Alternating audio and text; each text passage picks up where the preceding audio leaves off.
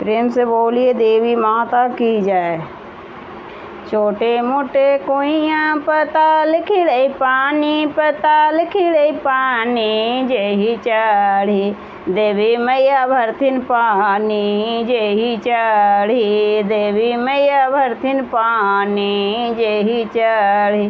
रैया बटोइया कि तुमोर भैया जी, तुमोर भैया से पीला जी भैया हमार भरल पानी, पीला जी भैया हमार भरल पानी। हम कैसे पियो तोहार भरल पानी, तोहार भरल पानी। तू तो हकहू जगतारन मैया, तू तो हकहू जगतारन मैया, तू तो हकहू। छोटे मोटे कुइयाँ पताल खिड़े पानी, पताल खिड़े पानी, जेही चढ़ी देवी माता भरथिन पानी, जेही चढ़ी देवी मैया भरथिन पानी, जेही चढ़ी।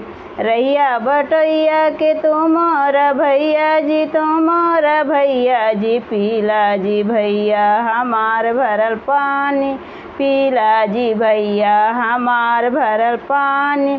हम कैसे पियो तोहार भरल पानी, तोहार भरल पानी। तू तो हकहू जगतारन मैया, तू तो हकहू जगतारन मैया, तू तो हकहू। छोटे मोटे कुइयाँ पताल खिड़े पानी, पताल खिड़े पानी, जेही चढ़ी सभे मैया भरथिन पानी, जेही चढ़ी सभे मैया भरथिन पानी, जेही चढ़ी।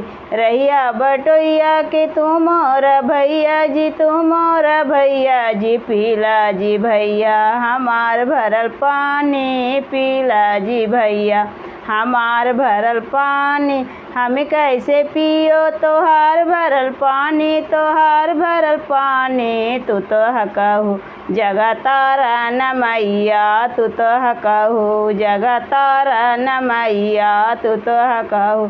छोटे मोटे कुइयाँ पताल खिड़े पानी, पताल खिड़े पानी, जेही चढ़ी सभे मैया भरथिन पानी, जेही चढ़ी। प्रेम से बोलिए देवी माता की जय। मेरा वीडियो अच्छा लगा तो चैनल को ज़रूर से ज़रूर सब्सक्राइब कीजिए।